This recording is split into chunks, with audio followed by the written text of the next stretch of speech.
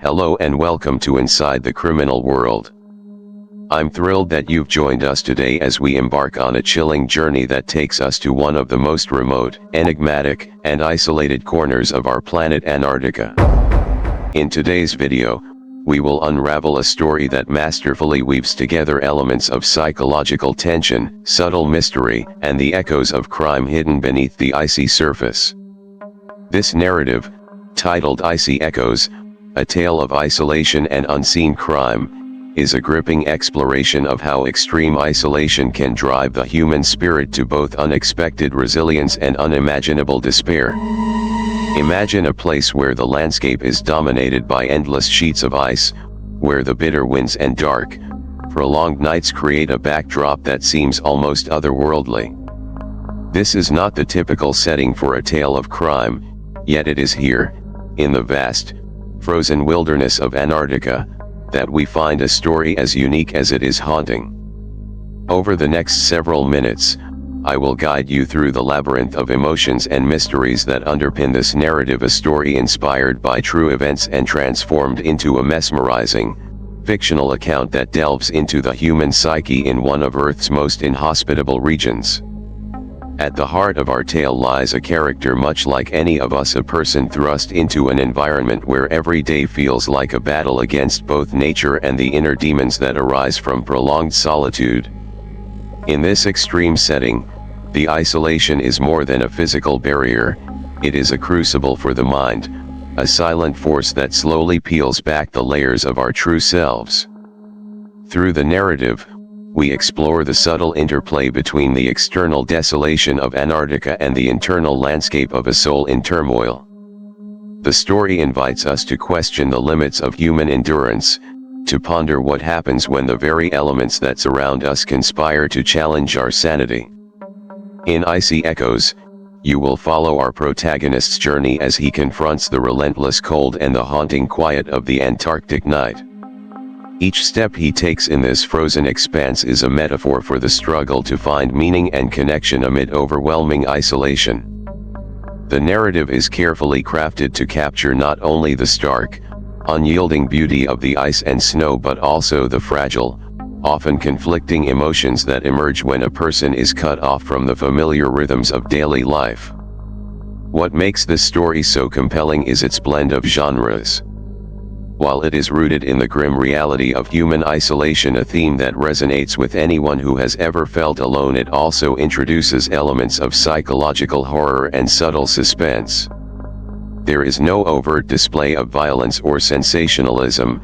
Instead, the tale unfolds with a quiet, steady tension that builds slowly, much like the gradual accumulation of snow on a cold, dark night. This method of storytelling is designed to evoke a deep emotional response, drawing you into the internal world of our protagonist and allowing you to experience firsthand the delicate balance between hope and despair. As you listen, imagine yourself in that remote research base, where the only sounds are the distant hum of machinery and the soft, persistent whisper of the wind across the ice. Picture the long, drawn-out nights filled with introspection, where every shadow on the wall, every flicker of light, carries a hidden meaning. Our story is not simply about a crime committed in isolation, it is about the subtle ways in which the environment can mirror the inner workings of the human mind. It poses profound questions. What happens when the boundaries between reality and imagination blur? How does isolation reshape our perception of ourselves and those around us? And, ultimately, can the human spirit find redemption even in the darkest, coldest of places? Throughout the video, I will be your guide as we delve into these questions and more. I will share insights into the narrative's development, discuss the inspirations drawn from real-life events, and explore the psychological dimensions that make this story resonate on a deeply personal level. Whether you are a fan of true crime, psychological thrillers, or simply enjoy a well-crafted tale of human endurance, this story has something to offer: a multifaceted exploration of the complexities of isolation and the hidden echoes of the past that continue to shape us. I invite you to immerse yourself fully in this experience. Let the haunting beauty of Antarctica, as portrayed in Icy Echoes, captivate your imagination. Allow yourself to feel the weight of solitude and the bittersweet touch of hope as the narrative unfolds. This story is a testament to the idea that even in the most desolate and extreme circumstances, there exists a spark of resilience, a spark that reminds us of our inherent capacity to adapt, to reflect, and to eventually find our way back to the light. Before we begin, I'd like to thank you for being part of our community here at Inside the Criminal World. Your curiosity, your engagement, and your passion for uncovering the hidden layers of human nature make this journey worthwhile. This channel is dedicated to exploring the most intriguing, mysterious, and sometimes unsettling facets of crime and human behavior, and I'm honored to share this narrative with you. So, settle in, take a deep breath, and prepare to step into a world where the cold is not only a physical condition but a metaphor for the inner landscapes we all navigate. Together, we will unravel the intricate tapestry of Icy Echoes, a tale of isolation and unseen crime, a story that challenges our perceptions, touches our hearts, and leaves us pondering the delicate interplay between light and darkness in our own lives. Thank you for joining me on this journey. Now, without further ado, let's begin our exploration into the icy heart of Antarctica, where every frozen moment hides a secret, and every echo of the past resonates with the truth of human vulnerability and strength.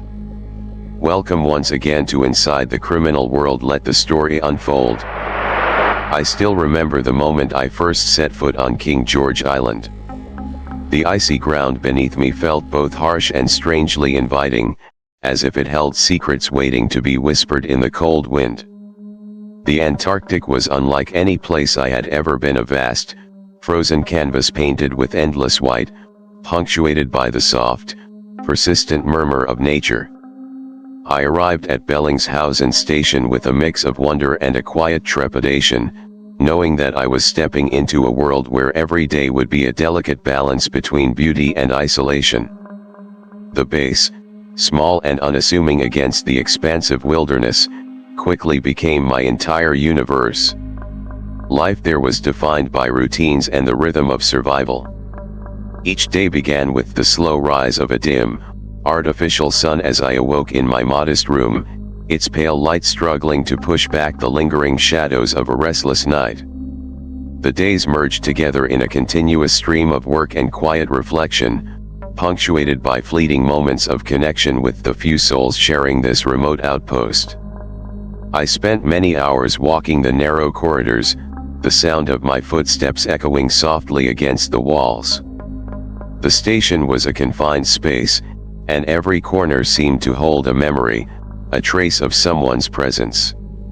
In such a place, even the smallest gestures carried deep meaning: a nod in passing, a fleeting smile, or the shared silence over a cup of lukewarm tea in the common room. I quickly learned that here, in this icy refuge, words were often fewer than actions, and each unspoken thought weighed as heavily as the cold that surrounded us.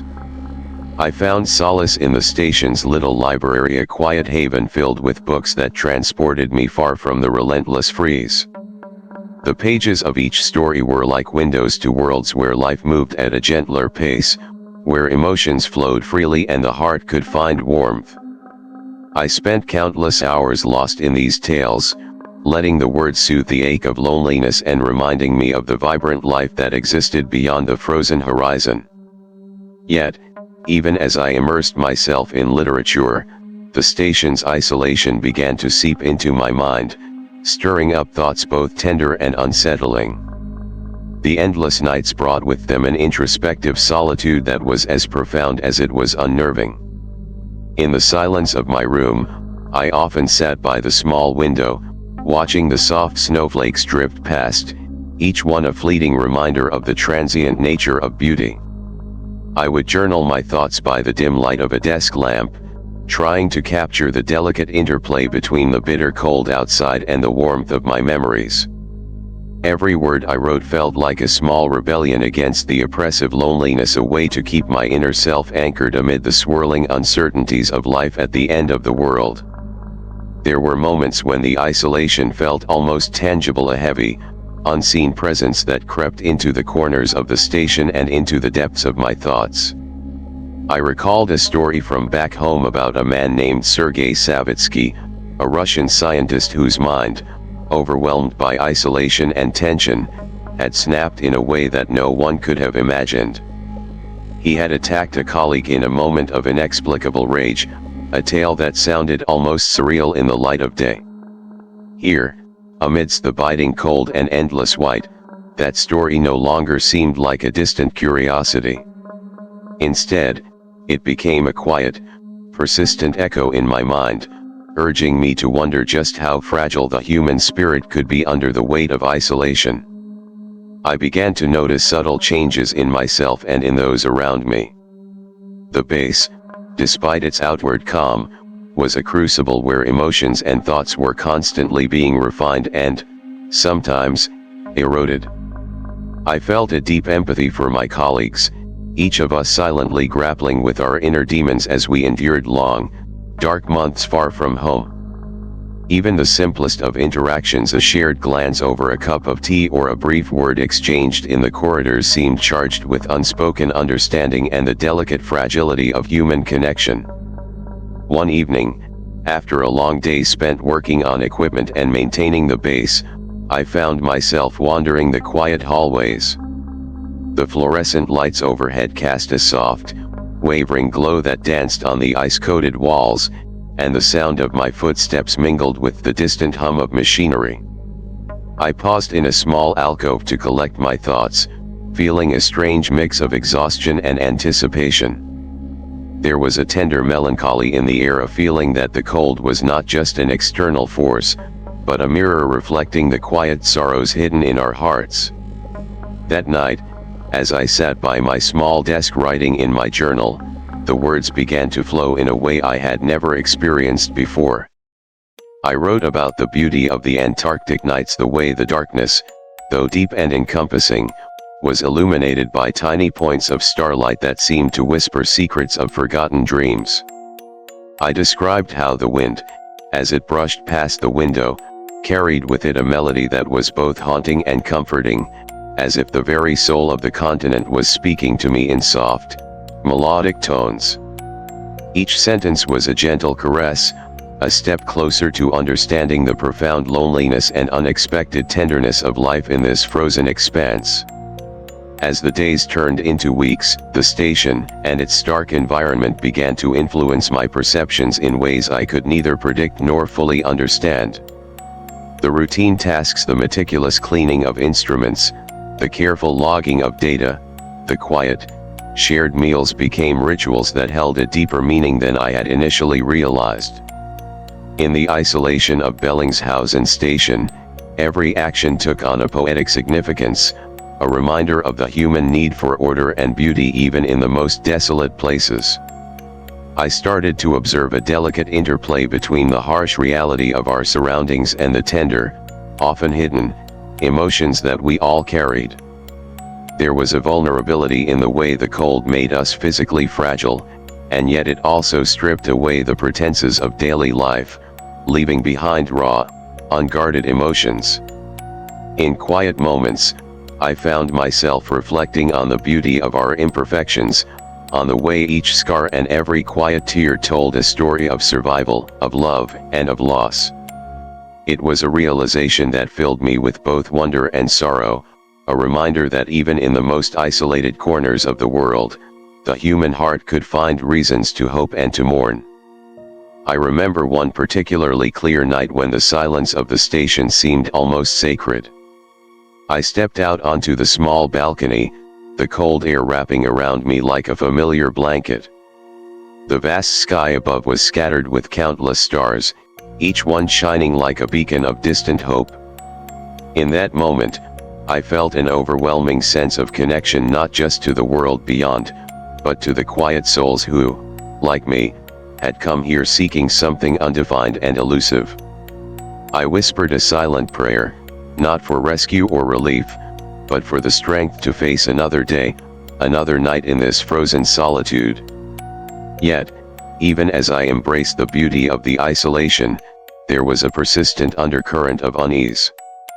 I began to notice subtle shifts in my thoughts, a creeping anxiety that sometimes made the quiet moments feel like preludes to something more ominous.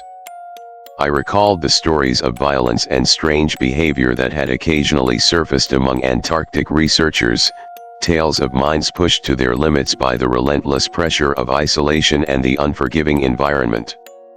The memory of Sergei Savitsky's actions, of a moment when human fragility turned into a violent outburst, haunted me in the stillness of the night. I wondered if the seeds of such darkness could take root even in me, in the quiet corners of my heart that I had long kept hidden. I spent many nights wrestling with these thoughts, my mind adrift between dreams and waking reality. The line between the two blurred in the endless darkness, and I found myself questioning not just my surroundings but my very sense of self. I wrote in my journal about the dreams that visited me, dreams filled with soft whispers, shadowy figures, and the haunting melody of the wind. In these dreams, I was both a witness and a participant, caught in a delicate dance between hope and despair.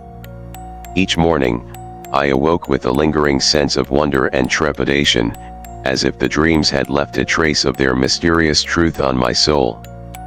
The emotional weight of isolation was not borne by me alone.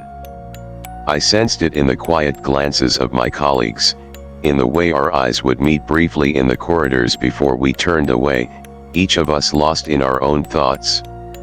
There was an unspoken understanding among us, a shared acknowledgement that beneath the surface of our calm exteriors, a storm of emotions was always brewing.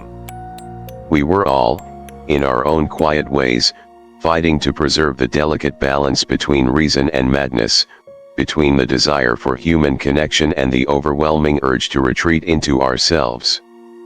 One afternoon, as I was reading in the library, I noticed a faded photograph tucked between the pages of an old book. It showed a group of scientists smiling against a backdrop of ice and snow, their faces alight with youthful hope and determination. I stared at the image for a long moment, feeling a profound pang of nostalgia and loss.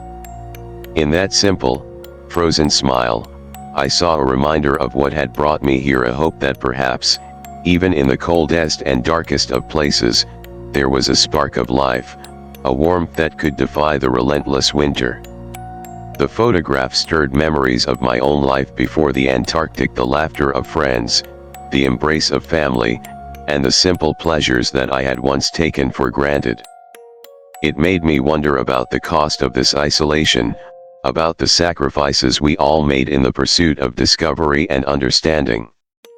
Yet, at the same time, it filled me with a quiet resolve, a determination to hold on to the beauty and tenderness that still lingered in the world, even when it seemed to have been swallowed by ice. In the soft light of a winter morning, as I sat sipping my tea and watching the pale light creep over the horizon, I began to see the station not just as a place of confinement, but as a fragile sanctuary. It was a place where every small act of kindness, every shared smile, and every carefully chosen word was a lifeline against the crushing solitude. In that fragile ecosystem of human connection, I found a sense of purpose that transcended the harsh realities of our surroundings. As the days passed, I documented every feeling, every thought, in my journal. I wrote of the strange beauty of the ice, the way it shimmered like 1,000 tiny mirrors reflecting my own hopes and fears. I described the sensation of the wind, a gentle, almost caressing presence that seemed to speak of distant lands and forgotten times. With each word, I felt as though I was slowly unburdening my soul, allowing the raw emotions of isolation to flow onto the page and take shape in a tapestry of memories. Yet even amidst the quiet beauty and heartfelt moments, there lingered a subtle reminder of the darkness that could arise when the human mind was pushed to its limits. I found myself occasionally haunted by the thought that the isolation might eventually erode the boundaries between what was real and what was imagined. I worried that the very act of recording my feelings might stir up emotions too deep and dangerous to control. But as I poured my heart into each sentence, I also discovered a strength within me, a resilience that whispered that even in the most desolate of places, there was room for hope, for redemption, for the soft murmur of life. One night, as I lay in my small bed listening to the distant hum of the station, I felt an almost imperceptible shift in the atmosphere. The wind outside seemed to carry a new tone, a gentle but insistent rhythm that resonated with the beating of my heart. I closed my eyes and let the sound wash over me, feeling as if the Antarctic itself was speaking in a language older than time, a language of both sorrow and sublime beauty. In that moment, I realized that my journey was not just one of scientific inquiry or survival, it was also a quest to understand the delicate interplay of light and darkness within my own soul. I began to see the station, with all its quiet routines and unspoken tensions, as a living entity, a silent guardian of secrets and emotions. Every creak of the wooden floor, every whisper of the wind through the narrow hallways, carried a story, a hidden truth waiting to be revealed. I felt an overwhelming urge to listen, to truly hear the voices of those long past who had struggled in this very same place, leaving behind echoes of their hopes, their dreams, and their inevitable sorrow. By the end of that first long month, I had come to a quiet understanding. The isolation, as harsh as it was, also offered me a rare chance to reconnect with the very essence of being human. In the quiet interplay of light and shadow, in the soft murmur of the Antarctic wind, I found a mirror reflecting my innermost thoughts. I began to accept that the strange blend of beauty and desolation was not a curse, but rather a reminder of the complex nature of our existence, one that embraced both vulnerability and strength, fear and hope, despair and a gentle, persistent yearning for connection. Now, as I record these thoughts with trembling hands, I am aware that the journey ahead is as uncertain as it is inevitable. I know that the isolation here has already begun to etch its quiet influence into my soul, and that each day will bring new challenges, subtle revelations, and moments of profound clarity. The frozen landscape outside mirrors the inner terrain of my heart, a vast expanse where every gentle breeze carries the promise of renewal, even as it whispers of loss. I write these words as both a testament and a warning to honor the delicate beauty of life in the most unlikely of places, and to remind myself that even amidst the endless cold and isolation, the warmth of human emotion can light the way through the darkest nights. Here, in the soft and relentless silence of Antarctica, I am learning to navigate the intricate dance between isolation and connection, between the chill of solitude and the subtle glow of hope. As I lay down my pen tonight, the quiet of the station envelops me like a tender embrace, a silent promise that tomorrow will bring new moments of beauty and reflection. I close my eyes, listening to the gentle hum of life around me, and I allow the soft whispers of the ice to lull me into a deep, contemplative sleep, a sleep filled with dreams of warmth, of fleeting moments of tenderness in a place where every heartbeat is a quiet rebellion against the vast, frozen darkness. I awaken to a morning where the pale light seems to struggle against the lingering darkness.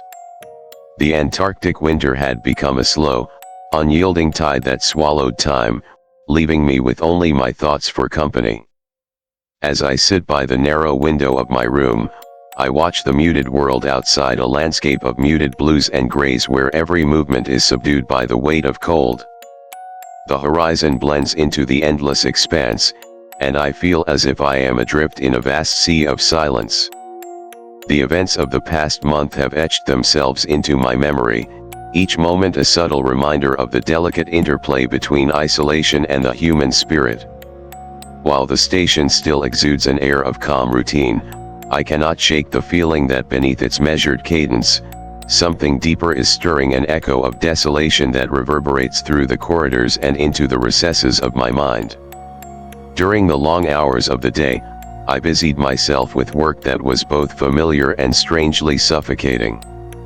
The tasks repairing instruments, logging data, and performing routine maintenance had become rituals that tethered me to a sense of normalcy. Yet, with every meticulous sweep of a tool or every careful note I wrote in the logbook, I sensed that I was also chiseling away at the facade of order that held back the darker undercurrents of my thoughts. In quiet moments, I found myself wandering the station's less frequented corridors, a maze of narrow passageways lined with frosted windows and the remnants of past expeditions. It was during these solitary walks that I began to perceive subtle changes in the environment. The gentle hum of the machinery now seemed to pulse in time with my own heartbeat, as if the base itself was alive and breathing.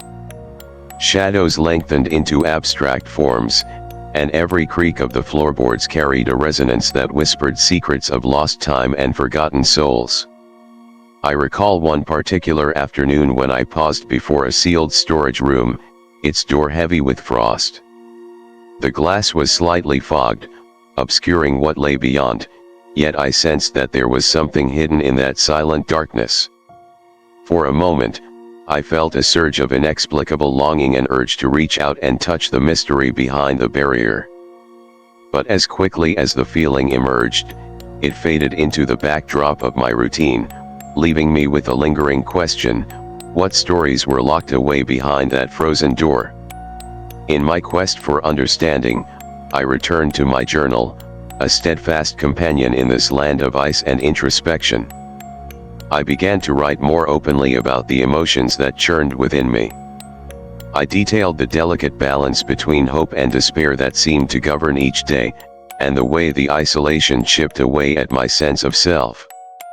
I wondered if the voices of those who had come before me still lingered in the walls, their whispers merging with the gusts of wind that howled outside. In my writing, I sought to capture both the raw beauty of our existence and the undercurrent of melancholy that pervaded every moment.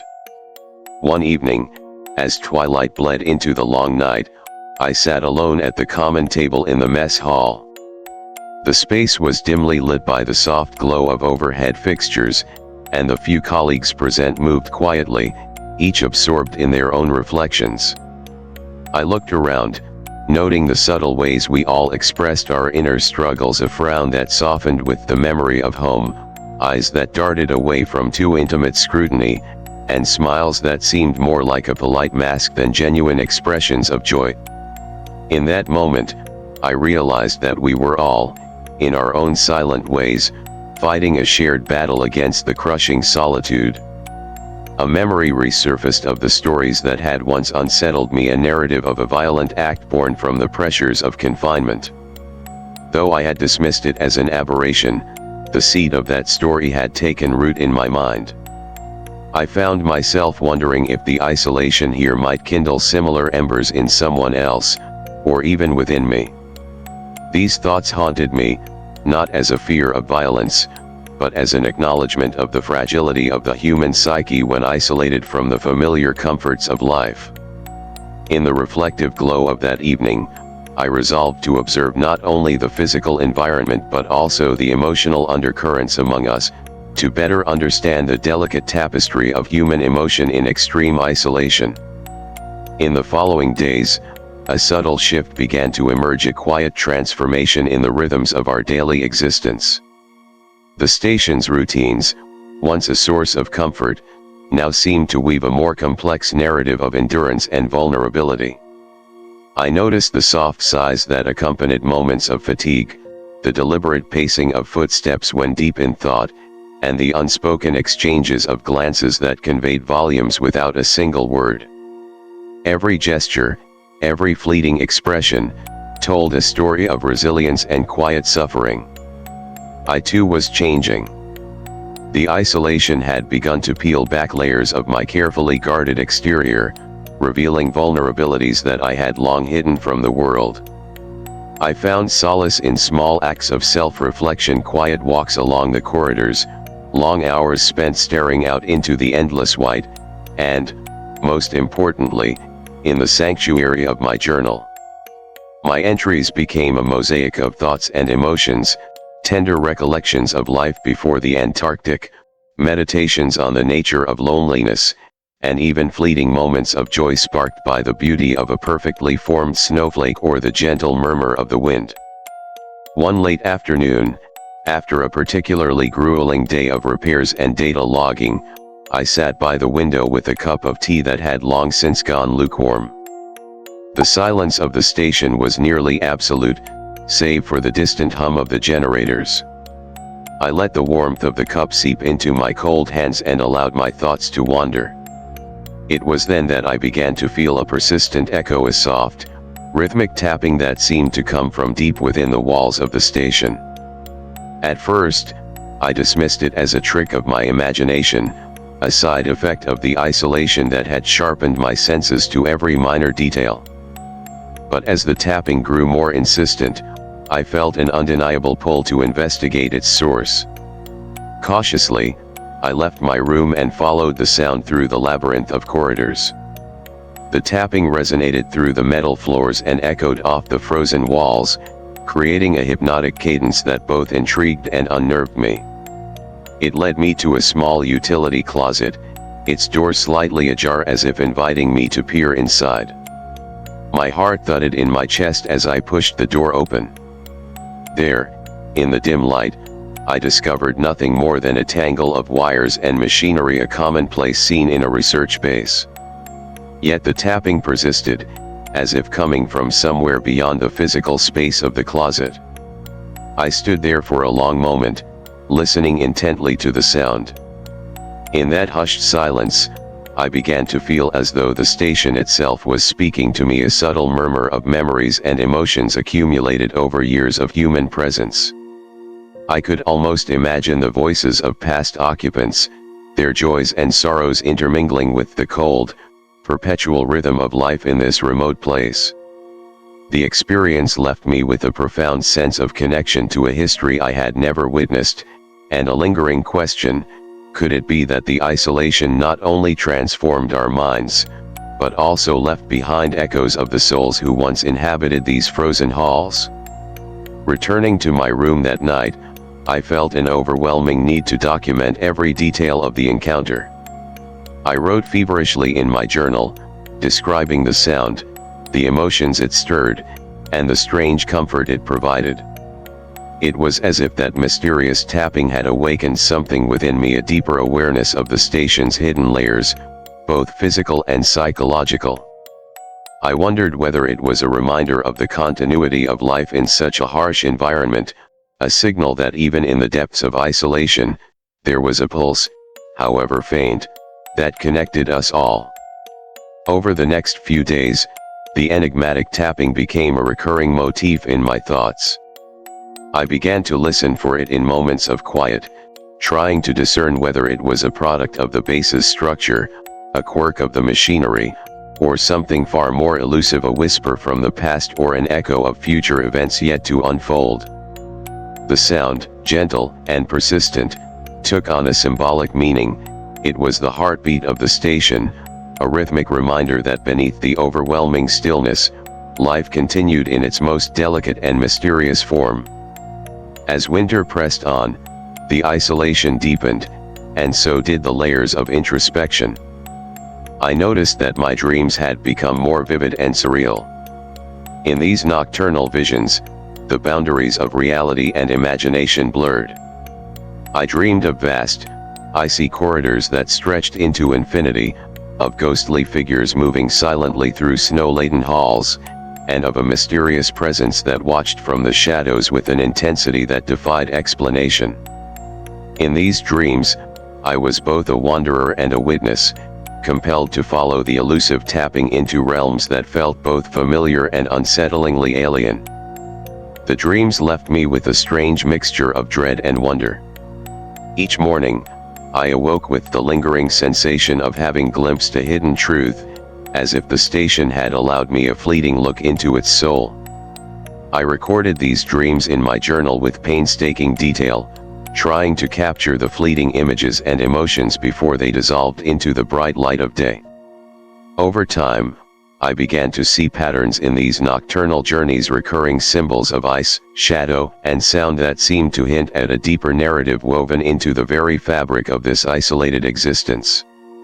Amidst this inner turmoil, interactions with my colleagues grew ever more sparse yet charged with a quiet urgency. In the communal spaces, we exchanged knowing glances and brief nods, as if acknowledging that the isolation was not just an external condition but a shared, internal experience.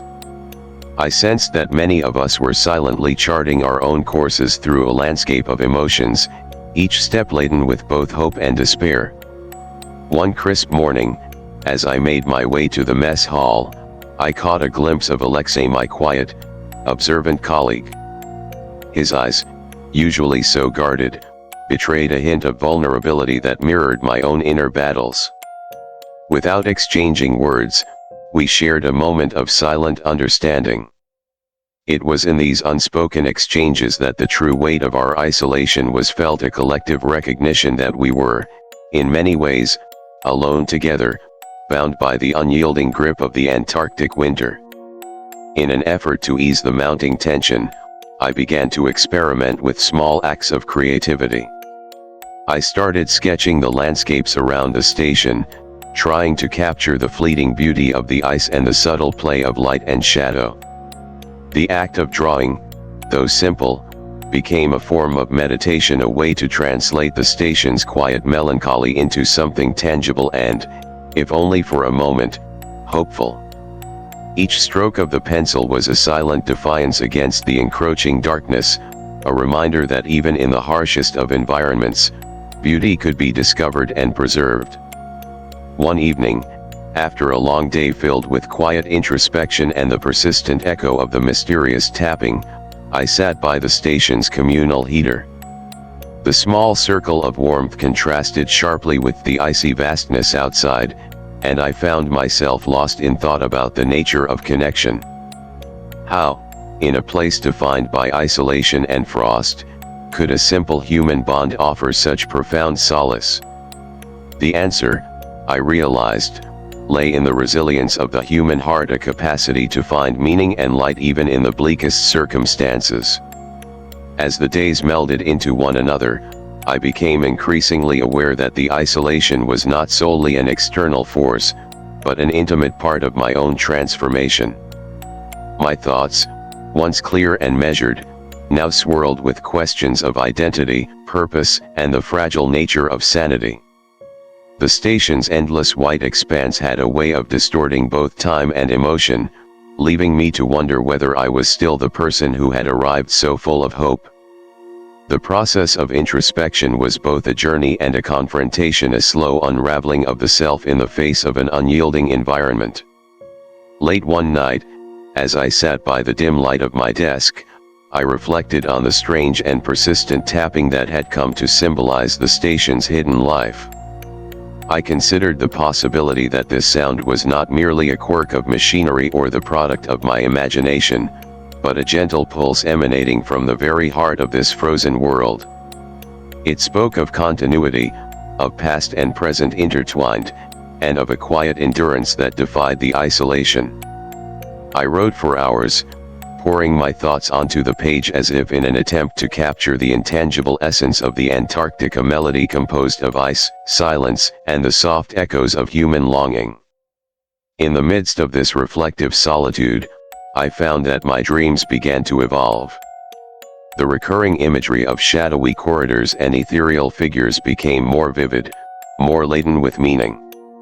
In one recurring dream, I saw myself standing before a massive wall of ice, upon which were etched countless names that I recognized as those of previous researchers, explorers, and lost souls. I could not decipher all the inscriptions, but I sensed that they told stories of hope, despair, and the eternal struggle against the unforgiving cold. This vision, as haunting as it was beautiful, filled me with a bittersweet determination. It was a reminder that even in the heart of desolation, the human spirit left its mark, however faint or fleeting. As the long winter days continued, I began to notice subtle changes in the atmosphere of the station. The once familiar routine had taken on an almost ritualistic quality, as if every act, no matter how mundane, was part of a larger, unspoken narrative. I felt that our collective struggle against the isolation was forging an invisible bond among us, a bond that transcended words and was expressed through silent solidarity. There was an unspoken promise in each shared glance, each deliberate nod, a quiet vow that we would endure, that even as the Antarctic night deepened, we would continue to seek the gentle light of human connection. In these moments of reflection, I recognized that the isolation was not simply a curse but also an opportunity, a chance to confront the raw, unfiltered truths of existence. I began to embrace the paradox of my situation. The bitter cold of the Antarctic was also a crucible for inner growth, a place where the heart could learn to trust its own quiet resilience. With each passing day, I found that the harshness of our environment sharpened my perceptions, revealing layers of emotion and thought that I had never before encountered. Now, as I write these words in the soft glow of my desk lamp, I feel both the weight of solitude and the gentle assurance of unseen companionship. The tapping continues in the background, a constant, soothing cadence that seems to anchor me in this vast, silent wilderness. I have come to understand that the echoes of desolation are not harbingers of doom, but rather delicate reminders of the enduring pulse of life, even in the coldest and most isolated corners of the world. I close this entry with a quiet hope, a hope that, as I continue this journey, I will uncover more of the hidden stories woven into the fabric of this place. Perhaps, in time, I will learn to decipher the subtle language of ice and shadow, and in doing so, discover a deeper understanding of myself.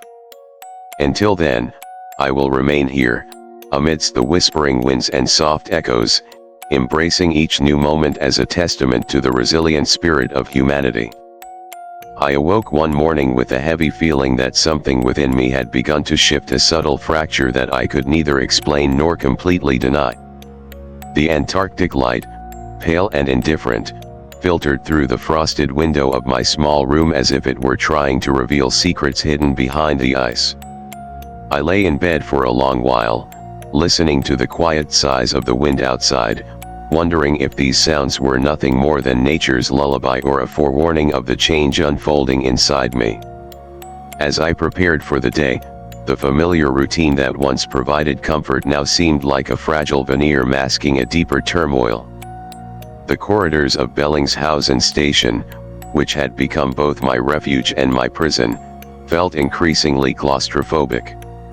Every step I took was measured, as though I were treading on shards of broken memories, each one reflecting a fragment of my inner self I had long kept hidden. During breakfast in the mess hall, I noticed that the atmosphere had subtly altered. Conversations, though few and carefully chosen, now carried an undercurrent of tension and unspoken worry that perhaps the isolation was beginning to take its toll on us all. I exchanged polite nods with Alexei and the others, yet each smile appeared more like a careful performance than a genuine connection. I felt as if a veil had been drawn over our collective hearts, obscuring the warmth we once shared.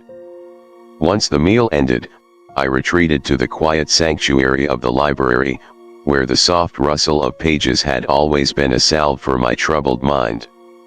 Yet today, even the library felt haunted by memories of those who had passed through these icy halls before me. I found myself drawn to a weather journal tucked away on a neglected shelf. Its pages, yellowed with time, were filled with the musings of a researcher who had once struggled against the relentless loneliness of this frozen world. As I read, I could almost hear the writer's voice, a gentle, trembling tone that resonated with my own unspoken fears. That evening, as dusk melted into the long, drawn-out night, I ventured outside to the balcony for what I hoped would be a moment of clarity. The vast Antarctic expanse stretched before me, a canvas of shimmering ice under a sky filled with indifferent stars. The cold air brushed against my skin like the soft caress of a forgotten memory. In that moment, I felt both minuscule and inexplicably connected to the boundless world around me. Yet, beneath the serene exterior, there stirred a disquiet I could not shake, a sense that the isolation was not only external but had begun to infiltrate the very core of my being. In the solitude of that night, I returned to my room and sat before the desk, determined to capture the turmoil churning within me. I wrote feverishly in my journal, each word a desperate attempt to hold onto a semblance of control. I described the subtle shift in my emotions, the creeping sense that something was unraveling inside me. I wrote of the shadows that danced at the edges of my vision, of the whispers that seemed to echo in the quiet corners of the base. With each sentence, the narrative of my life here grew darker, more introspective, as if the isolation had unlocked parts of my soul I never knew existed. The days that followed were marked by an ever-deepening introspection. Routine tasks, once a soothing distraction, now felt laden with significance. Cleaning the instruments or logging data became rituals through which I sought to impose order on the chaos simmering within me. I began to notice how the rhythm of my daily life was interwoven with fleeting moments of inexplicable beauty, a ray of light reflecting off a shard of ice, the soft murmur of wind through an open window, and yet, each of these moments was tinged with an undercurrent of melancholy. I started to feel as though the station itself was conspiring with my inner darkness. In the silence of the corridors, the gentle creaks of the building became like murmurs of long-forgotten secrets. I could almost sense the weight of past lives, the silent anguish and hopes of those who had once walked these halls. At times, I would catch a glimpse of a shadow flitting across a distant wall or hear a soft tap echoing in an empty passageway. I questioned whether these phenomena were merely tricks of light and sound, or if they were manifestations of the isolation that had now become a part of the base's very soul. Late one afternoon, I found myself wandering into a long-forgotten section of the station, a narrow corridor that few of us frequented. The walls here were adorned with faded photographs and remnants of old scientific equipment, relics of expeditions long past. As I walked, a profound sadness gripped me, as if I were witnessing the silent mourning of every soul that had ever tried to tame this frozen wilderness. I paused before a weathered portrait of a researcher, his eyes captured in a moment of quiet determination and sorrow. I couldn't help but feel that his gaze bore into me, silently urging me to confront the unspoken truths of my existence. In that moment, I began to wonder if the isolation was not merely a physical state but an emotional crucible, a relentless test of the human spirit. I recalled the story of Sergei Savitsky and the other incidents that had punctuated the annals of Antarctic history. Those events, once dismissed as anomalies, now loomed large in my thoughts. I could sense that the extreme environment had a way of stripping away the facades we constructed in our everyday lives, revealing the raw, unfiltered essence of who we truly were. The idea that anyone, no matter how resilient, might eventually succumb to the isolation was both terrifying and strangely inevitable. One particularly bitter night, as I lay awake listening to the wind's mournful song, I began to experience a profound internal dissonance. The once comforting solitude now seemed like a mirror reflecting my deepest fears and regrets. I thought about my life before coming here, the laughter of friends, the comforting chaos of a busy city, the warmth of family gatherings, and felt an ache so deep it threatened to overwhelm me. In the quiet darkness, the memories clashed with the stark reality of the frozen station, and I found myself torn between longing for the past and facing the uncertain future. I began to see signs that this internal conflict was not mine alone. My interactions with Alexei and the other colleagues grew even more subdued, their eyes occasionally clouded with an emotion I dared not name. One morning, during a routine check of the equipment, I noticed that Alexei's normally steady hands were trembling ever so slightly as he adjusted a control panel. In that brief, silent moment, our eyes met, and I sensed an unspoken understanding, a shared recognition of the internal battle raging within us. It was as though the isolation had reached into our souls, leaving us vulnerable and exposed. With each passing day, the line between reality and the whispers of my own mind began to blur. I started to question the reliability of my perceptions. Was the soft rustling I heard in the corridors real, or was it merely the echo of my own anxious thoughts? Were the fleeting shadows I saw mere tricks of the light, or did they hint at something far more elusive, a presence that shared in our isolation, perhaps even feeding on it? I could no longer be certain, and that uncertainty only deepened the sense of isolation that had already taken root. In my desperate search for clarity, I turned once again to the journal. It became my confidant and my only friend in a place where every moment was a battle against the encroaching darkness. I wrote about my fears and hopes in equal measure, detailing the delicate interplay of light and shadow that now defined my existence. I questioned whether the isolation would eventually unmoor me entirely from reality, leaving me adrift in a sea of my own fragmented thoughts. Each entry was an attempt to piece together the puzzle of my inner life, a mosaic of memories, dreams, and a growing dread that perhaps the line between sanity and madness was thinner than I had ever imagined. One morning, as I sat by the frost-covered window gazing out into the endless white, I felt a sudden, inexplicable urge to leave the station and venture further into the desolate landscape. I wasn't sure what I hoped to find, a way to prove that I was still whole, or perhaps a hidden truth buried in the silent expanses of ice. With a resolve born of equal parts desperation and determination, I gathered my coat and stepped outside into the biting wind.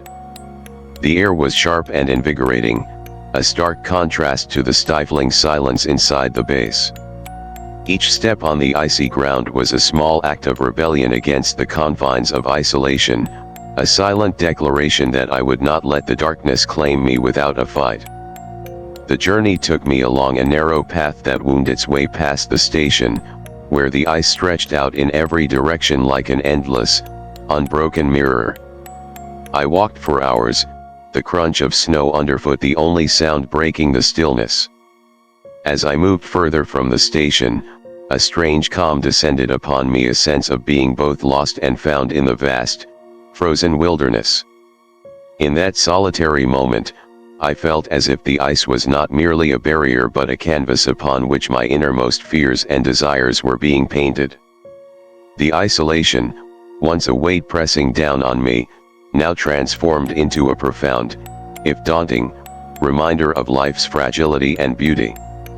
My solitary walk became a pilgrimage of sorts, a quest to confront the shadows that had begun to unravel the edges of my mind.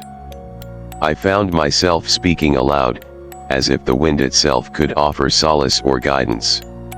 I murmured words of longing and regret, and in the gentle cadence of my voice, I heard echoes that felt almost human. There was a bittersweet comfort in the act of vocalizing my inner turmoil, a small step toward reclaiming the parts of me that had been buried beneath layers of fear and isolation. As twilight settled over the frozen expanse, I reluctantly made my way back to the station. The return was marked by a contemplative silence that spoke volumes of the inner journey I had embarked upon. I felt changed, fragile, yes, but also strangely resilient. The encounter with the wild, unyielding nature of the Antarctic had peeled back another layer of my guarded self, revealing vulnerabilities I had long kept hidden. Yet with that vulnerability came a clarity, a recognition that the shadows within me were as much a part of my identity as the light that still glimmered faintly in my heart. Back inside the base, I resumed my daily tasks with a newfound sense of urgency. Every routine chore, every mundane act, took on an almost sacred significance. I saw in the careful calibration of instruments and the precise recording of data an echo of the inner balance I was striving to achieve, a balance between the harsh reality of our surroundings and the delicate intricacies of human emotion. I began to appreciate the quiet beauty of small moments, the way a shared glance in the corridor could convey more than words ever could, the tender warmth of a cup of tea savored in solitude, and the simple act of writing down my thoughts before they vanished into the cold night. In the solitude of my room, I often found myself reflecting on the journey thus far. I thought of the tapping that had haunted me, a persistent, mysterious rhythm that now seemed to have become the heartbeat of my existence in this frozen place. I wondered if it was a reminder of the station's hidden past, or perhaps a signal from my own deeper self, urging me to continue probing the mysteries of isolation. Whatever its origin, it had awakened in me a profound awareness of the fragility of life and the strength required to endure in such an unforgiving environment. As days melted into weeks, the shadows in my mind grew ever more intricate. I began to notice subtle patterns in the dreams that visited me, vivid, symbolic visions that intertwined with the waking world. In these dreams, I saw corridors stretching into infinity, faces blurred by time, and hands reaching out as if to offer or seek solace. Each dream left me with lingering emotions, a mixture of sorrow, hope, and a persistent, unamiable yearning for connection. I recorded these dreams meticulously, hoping that in their symbolism I might find some guidance, a hidden message woven into the fabric of my experience.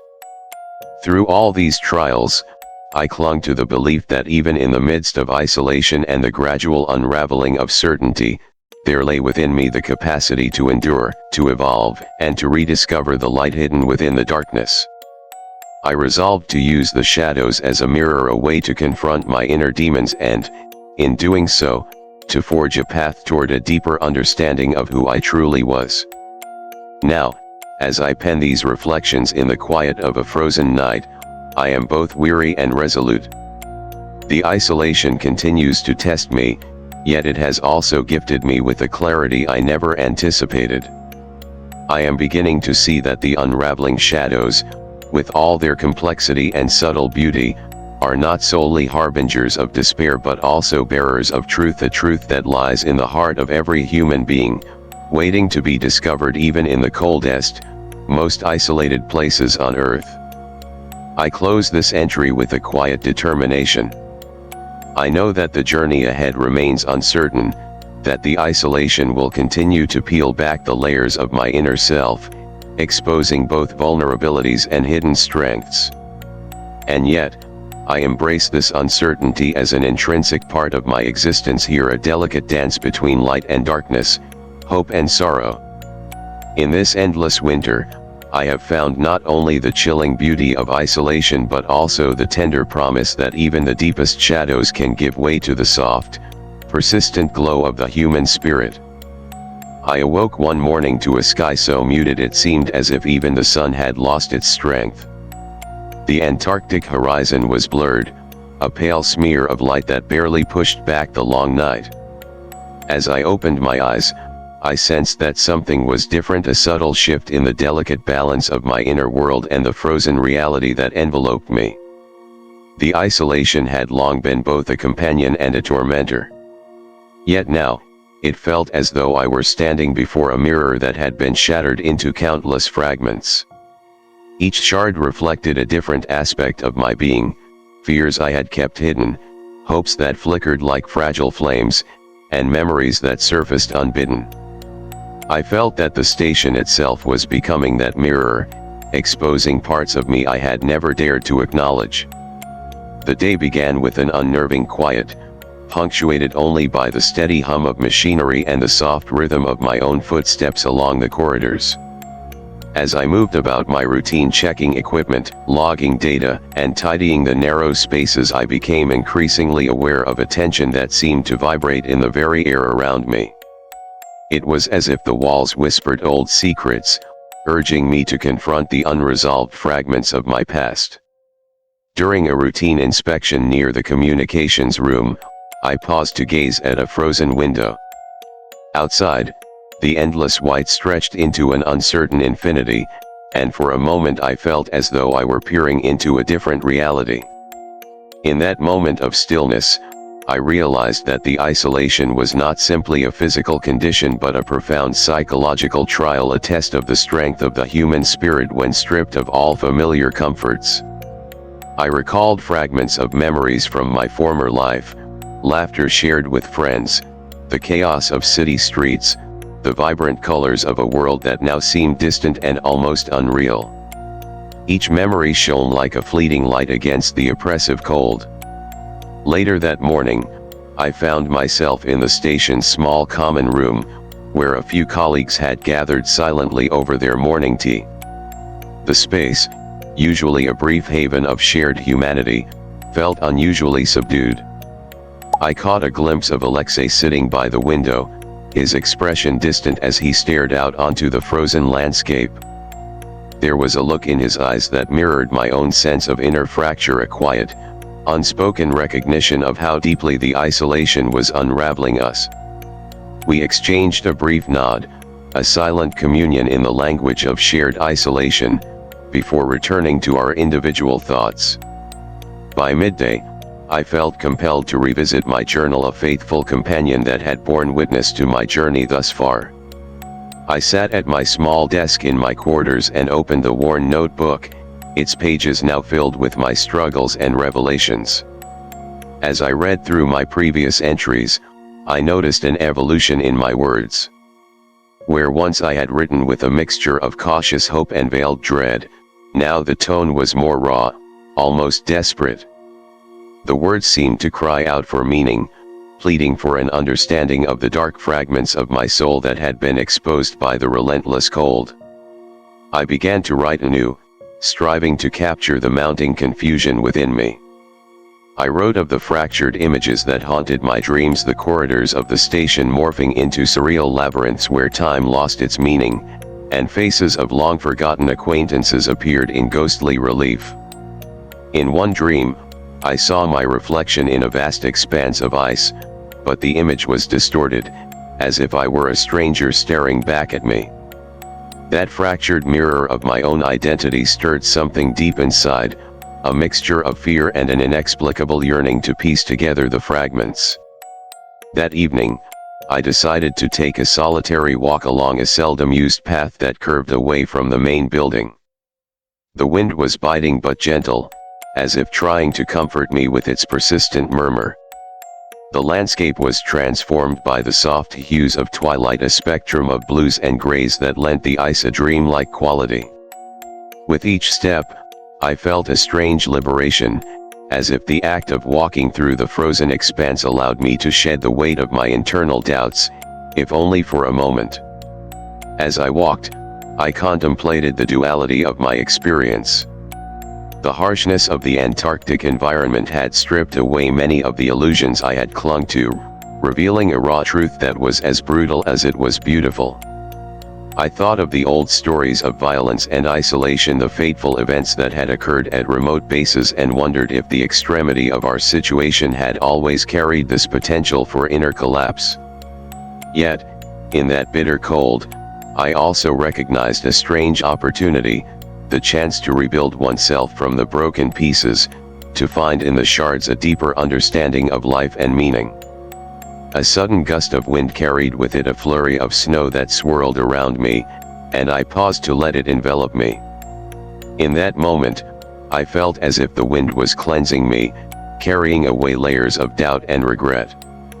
I closed my eyes and listened to its soft whisper, a voice that seemed to say, "There is beauty in being broken, for in brokenness there is a possibility of renewal." Those words, though unspoken by any human mouth, resonated within me, stirring a glimmer of hope amid the pervasive loneliness. Returning to the station under the vast, star-studded sky, I felt a quiet determination take root. The reflections of the day had left me with more questions than answers, a yearning to understand not only the world around me but also the intricate landscape of my own mind. I resolved to delve deeper into the memories and emotions that had surfaced in these endless, isolated months, to confront the dark corners of my past and to forge a path toward healing, however uncertain that path might be. Back in my quarters, I prepared a simple meal and sat at the small table by the window, the soft light of dawn hinting at the promise of a new day. I allowed myself a moment of introspection, acknowledging the pain and beauty of my inner journey. In the silent communion with my own thoughts, I began to sketch rough outlines in a notebook, abstract shapes and lines that, to me, represented the fractured pieces of my identity. With each stroke, I felt that I was not merely capturing an image, but rather, giving voice to emotions that had long been suppressed by the ceaseless demands of survival in this frozen wasteland. In those quiet hours, I recognized that the isolation had served as both a crucible and a mirror. It had stripped away the superficial layers of my former self and forced me to confront the raw, unadorned truth of my inner life. I saw now that the fractured mirror was not a sign of weakness, but a necessary phase in the process of transformation. The reflections, though scattered and distorted, held the potential for a more integrated self, a mosaic of vulnerability, strength, and quiet resilience. As the day unfolded, I found myself increasingly drawn to moments of introspection, seeking to weave together the disparate strands of my thoughts into a coherent tapestry. I resumed my work with a new perspective, noticing that even the routine tasks held a poetic rhythm. Each carefully calibrated measurement, each recorded observation, became a silent testament to the human need for order in a world that often seemed chaotic and indifferent. In this renewed focus, I discovered that even the smallest act of discipline could be a bulwark against the creeping disintegration of my mind. Late in the afternoon, during a brief pause in my tasks, I sat down near a frosted window overlooking a distant ridge of ice. The scene before me was both stark and enchanting, a vast, undulating landscape sculpted by the wind, bathed in the soft glow of a fading sun. As I watched, I felt a deep, almost inexplicable connection with the terrain, as if the very contours of the ice held secrets of my own hidden depths. The sight stirred within me a sense of wonder and a renewed appreciation for the beauty that could be found in even the harshest of environments. That night, after a day filled with both quiet revelations and lingering uncertainties, I returned to my room with a mind buzzing with thoughts. I sat at my desk, lit by the gentle glow of a small lamp, and began to write. In the delicate interplay of ink and paper, I tried to articulate the complex emotions that had been accumulating inside me: the fear of losing oneself, the pain of isolation, and the tentative hope that perhaps, in confronting these shadows, I could find a path to healing. I wrote of the fractured mirror that I now saw within myself, a mirror that no longer represented brokenness alone, but rather, the potential for reassembling those pieces into something new, something whole. I acknowledged the haunting memories of the past, the whispers of old regrets that sometimes surfaced in the silence, and the quiet determination that was slowly replacing the dread. With each sentence, I felt a weight lift, as if the act of writing allowed me to reconcile the disparate parts of my soul into a fragile yet enduring unity.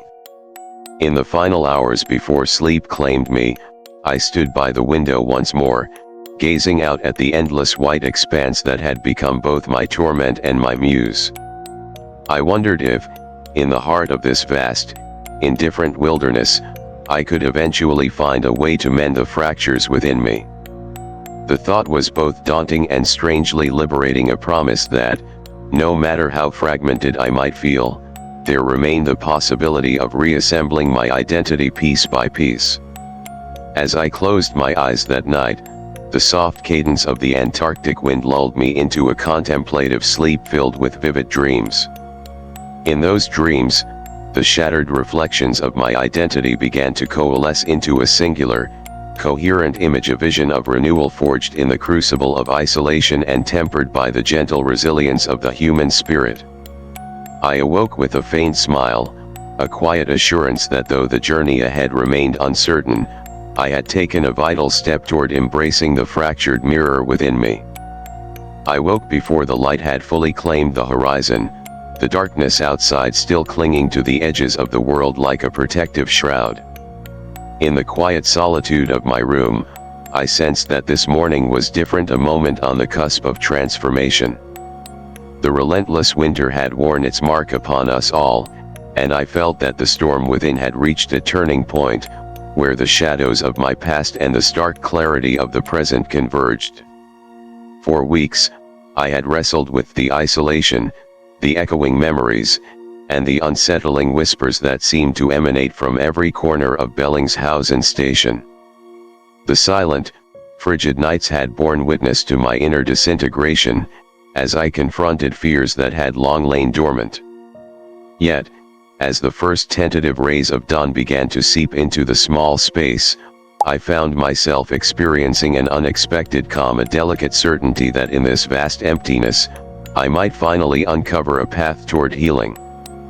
The station, once a confining cell of endless routine and psychological strain, now appeared to me as a living canvas on which the interplay of light and dark was ceaselessly painted. I rose from my narrow bed and approached the frost-laced window, the chill of the Antarctic air mingling with the warmth of a new beginning.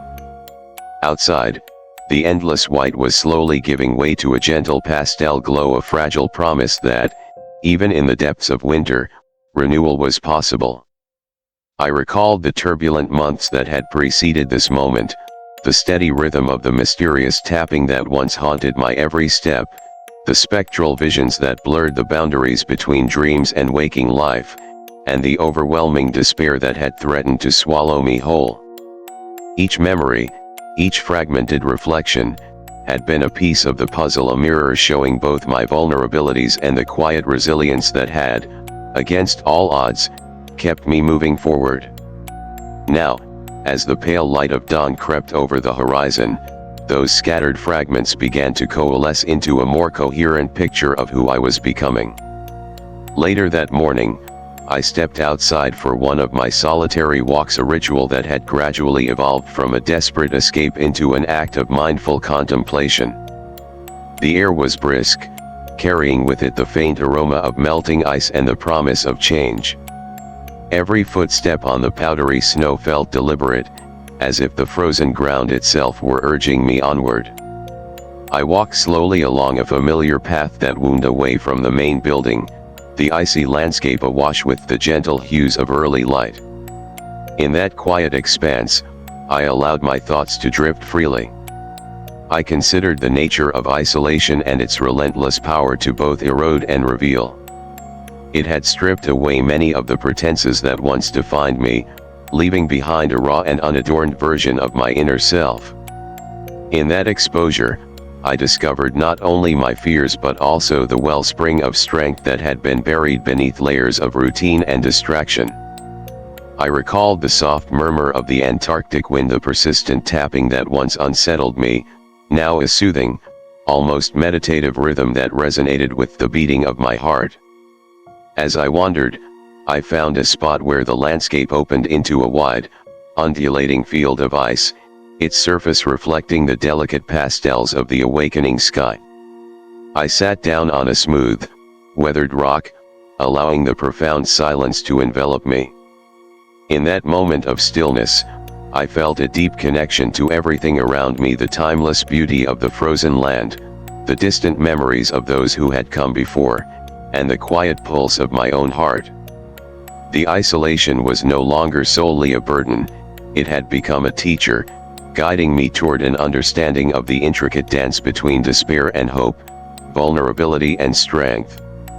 I reached into the small backpack I had carried on my solitary walk and pulled out my journal. For months, it had been my steadfast companion, a silent confidant bearing witness to the raw, unfiltered truths of my journey.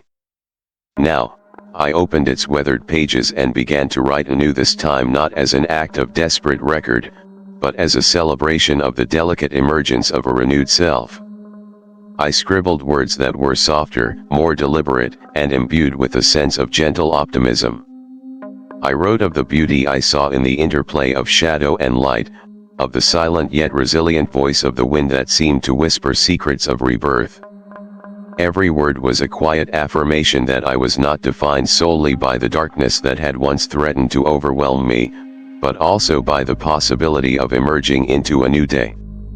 As the hours passed, the light grew steadily brighter, dissolving the lingering traces of night and revealing the stark majesty of the Antarctic landscape. I found myself smiling, a small, tentative smile that held within it the promise of transformation. The long, harrowing months of isolation had etched deep lines of sorrow and introspection upon my soul, yet now I felt as if those lines were softening, melting away like ice under the warmth of the sun. In their place emerged a gentle clarity, a profound understanding that the journey through darkness, however painful, had prepared me for the light that was now breaking through. Returning to the station later that day, I carried with me this newfound sense of purpose. The hallways, once echoing with the sounds of my solitary despair, now resonated with a subtle vibrancy, a collective, unspoken acknowledgement among my colleagues that we were all, in some quiet way, emerging from our own private winters. I noticed a shift in the air, a soft, almost imperceptible lightness in each gesture, a more measured kindness in every glance. Though our words remained few, there was a sense of shared understanding that we had all been shaped by the relentless demands of isolation, and that together we might find the strength to endure. In the days that followed, I dedicated myself to embracing every small moment of beauty that the station and its frozen surroundings had to offer. I took to observing the delicate patterns that the wind carved into the snow, the ephemeral artistry of ice crystals that formed on cold glass, and the quiet symphony of nature that played in the background of our every routine. Each observation became a quiet meditation, a reminder that even in a place as harsh and unforgiving as Antarctica, beauty could be found in the most unexpected corners. I also found myself drawn once more to the communal spaces, where I engaged in silent acts of connection with my colleagues. Without the need for elaborate conversation, we exchanged small gestures, a shared cup of tea, a brief smile across a corridor, a knowing nod as we passed by each other.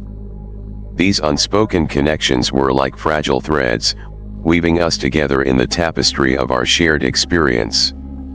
In that unity, I sensed the possibility of rebuilding a sense of normalcy, of reclaiming the humanity that isolation had once threatened to strip away. As the final days of winter approached and the promise of thaw began to stir in the distant horizon, I continued to document my journey in the pages of my journal. The entries from these final weeks were markedly different from those written in the depths of isolation. They carried a tone of gentle resilience, a cautious optimism, and a quiet determination to face whatever lay ahead. I reflected on the journey I had undertaken, acknowledging the shadows that had once haunted me and the fragile light that now guided my way.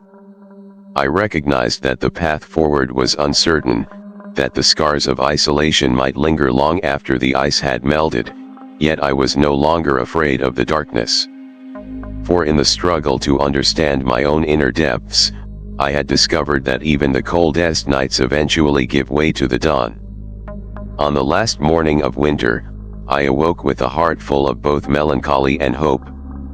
I stood by the window, watching as the landscape outside transformed under the gentle caress of a warming sun. The once endless expanse of ice now shimmered with subtle hues of blue and gold, a living testament to the enduring cycle of renewal. I took a deep breath, savoring the crisp, invigorating air, and silently thanked the harsh, isolating winter for all that it had taught me, the lessons of vulnerability, the power of introspection, and the quiet strength that arises when one dares to confront the darkness within. In that moment, I felt a profound shift, as if the inner storm that had long raged within me had finally begun to subside. I recognized that while the isolation had left its mark, it had also revealed a reservoir of resilience that I could draw upon in the days to come. I resolved to carry forward the insights gleaned from my time in this frozen wilderness, to honor the delicate balance between sorrow and hope, and to embrace the uncertain, yet beautiful, journey that lay ahead. Now, as I write these final words in my journal, I do so with a sense of quiet acceptance and gentle optimism. The Antarctic winter, with all its brutal cold and isolating vastness, has been both a crucible and a canvas, a place where I was forced to confront the deepest corners of my soul and, in doing so, discover a light that had been hidden beneath the weight of endless night. Though the memories of solitude and despair will always be part of me, I now see them as stepping stones toward a brighter, more compassionate self. I close this chapter of my life with gratitude for the lessons learned and the resilience discovered. The dawn that now stretches across the horizon is not just the promise of another day, but a symbol of transformation, a gentle reminder that even after the darkest nights, the light will return, and with it, the enduring hope of a new beginning. As our journey through the icy corridors of Antarctica comes to a close, I want to take a moment to thank you for joining me on this unforgettable exploration. We've wandered through the silent isolation, experienced the delicate interplay of shadow and light, and unearthed the profound truths hidden beneath the frozen surface of icy echoes, a tale of isolation and unseen crime. Now, as the video draws to its end, I invite you to reflect on the striking contrasts between two extreme worlds: the bustling, vibrant metropolis and the unforgiving, frozen wilderness, and to consider the deep lessons that these contrasting environments can teach us about life, resilience, and the human spirit. For many, the idea of a thriving urban landscape represents the pinnacle of modern civilization. Here, in the heart of a bustling city, life pulsates with energy. The streets are alive with ceaseless motion, people hurrying to work, neon lights painting the night sky, and the constant hum of conversation, ambition, and creativity. Skyscrapers stretch towards the heavens, their glass facades mirroring dreams and aspirations, while countless cultures converge in a vibrant tapestry of diversity and opportunity. The metropolis is a place where success is celebrated, and innovation is the lifeblood that fuels progress. In stark contrast, the Antarctic is a realm of desolation and sublime isolation. It is a place where the elements reign supreme, where the overwhelming presence of ice and snow defines the landscape, and where nature's raw power is both awe-inspiring and merciless. In this frozen world, silence is profound and solitude is absolute. Every gust of wind, every shifting shadow, and every subtle change in the weather speaks to the stark reality of survival in a land where time seems to stand still. Here, life is not measured by the pace of development or the vibrancy of human activity, but by the quiet endurance of those who dare to exist amid such extremes. Reflecting on these two seemingly disparate environments, a metropolis filled with relentless energy and an Antarctic expanse marked by isolation, one is compelled to recognize that each offers unique challenges and opportunities for growth. In the city, the frenetic pace and the constant interplay of ideas foster innovation and resilience. However, this vibrant energy is often accompanied by intense competition, stress, and a cacophony of stimuli that can overwhelm the senses. The urban environment demands adaptability, a swift pace of change, and a relentless drive to succeed. Yet, amidst the chaos, there is also a palpable sense of community and collaboration, a network of individuals whose diverse talents combine to create something truly dynamic. Conversely, the frozen solitude of Antarctica strips away all distractions. In that harsh environment, there is no clamor of busy streets, no endless cycle of notifications or deadlines. Instead, one is left with the raw essence of existence, a chance to confront one's inner self without the superficial layers imposed by society. The isolation forces us to listen to the quiet voice within, to examine our deepest fears and hidden strengths.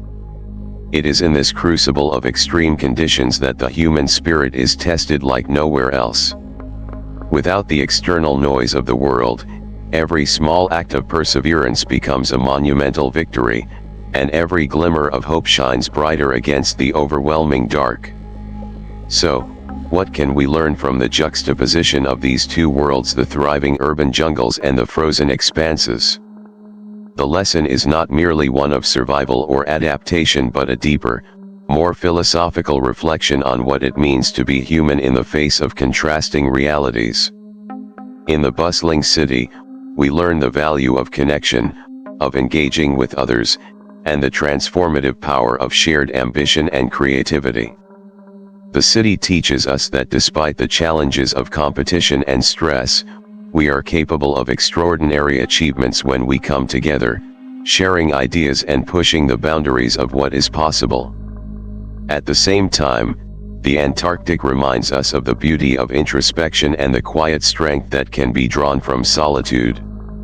In the silence of the frozen wilderness, we find that the absence of constant distraction allows us to explore our inner depths. Here, every moment becomes an opportunity for reflection, a chance to examine the core of our existence, to understand our vulnerabilities, and to harness our inner resilience. The lessons of the Antarctic are gentle yet profound. They tell us that sometimes, stepping away from the noise of everyday life is essential for discovering who we truly are. They reveal that isolation, though daunting, can be a path to profound personal transformation and clarity. Moreover, comparing these two extremes serves as a powerful reminder that life is a series of balances and contrasts. The vibrancy of a city and the desolation of a frozen landscape may seem worlds apart, yet both environments have much to teach us. In the city, the rapid pace of life can sometimes leave us feeling disconnected from our own emotions, as we rush from one moment to the next without pausing to reflect. In contrast, the Antarctic, with its unyielding quiet, forces us to slow down, to breathe, and to confront the silence that lies within. It is in this interplay between external energy and inner quiet that we discover the true essence of our humanity. As you return to your daily life, whether in the heart of a vibrant city or amid more tranquil surroundings, remember that both environments offer invaluable lessons. Embrace the energy and innovation of the urban world, but also find time to seek solitude and reflection. Allow yourself to feel the full spectrum of human emotion, from the exhilarating highs of creative collaboration to the contemplative lows of introspection. Each experience, no matter how contrasting, contributes to the rich tapestry of life. The story we have shared today, Icy Echoes, a tale of isolation and unseen crime, is not only a narrative set in the remote, icy wilderness of Antarctica, but also a metaphor for the inner journeys we all undertake. Just as the harsh, frozen environment forces its inhabitants to confront their innermost selves, so too must we face our challenges in a world filled with both light and shadow. The contrasts between the bustling city and the desolate Antarctic remind us that our lives are composed of a delicate balance between external activity and internal reflection. In the metropolis, we are constantly driven by the energy of ambition, the relentless pursuit of progress, and the interconnectedness of human endeavor. We celebrate success, creativity, and innovation. Yet, we must also acknowledge that this very vibrancy can sometimes lead to burnout, a loss of connection with our deeper selves, and a disorientation amid the rapid changes of modern life. The lessons from the urban experience teach us to harness our collective strength, to support one another, and to celebrate the diversity that fuels progress. Meanwhile, the Antarctic stands as a solemn monument to the enduring strength of the human spirit when faced with the most challenging conditions. It teaches us that solitude is not synonymous with loneliness, that silence can be a source of profound insight, and that even in the absence of external stimulation, life continues to thrive in quiet, resilient ways. The frozen landscapes remind us to find beauty in stillness, to appreciate the delicate interplay of nature, and to trust in our ability to emerge from darkness into light. As you take these lessons with you, consider how you can apply them in your own life. Perhaps you work in a fast-paced, demanding environment where the constant activity can be overwhelming. In such cases, try to carve out moments of stillness, a quiet walk, a reflective pause, or even a few minutes of meditation. These moments can help you reconnect with your inner self and restore the balance between the external rush and your internal calm. Alternatively, if you find yourself in a quieter, more solitary setting, remember that while introspection is valuable, it is equally important to reach out and engage with the world around you. Share your thoughts, connect with others, and celebrate the collaborative energy that comes from being part of a vibrant community. Each person's experience, whether shaped by the busy pulse of a city or the silent expanse of nature, adds a unique thread to the tapestry of our collective human experience.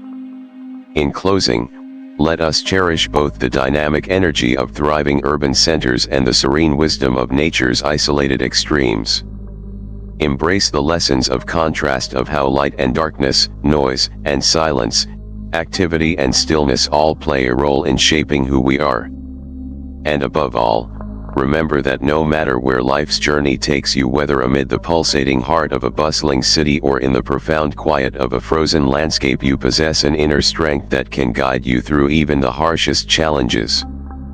Thank you for being a part of this exploration here on Inside the Criminal World. I hope the contrasts we've examined today have sparked new insights and inspired you to find balance in your own life. As we bid farewell to this chapter, may you carry forward the lessons learned from both worlds, the vibrant pulse of human connection and the transformative power of solitude. Until our next journey, stay curious, stay resilient, and continue to seek the light beyond the darkness. Thank you for watching, and I look forward to exploring more mysteries with you soon.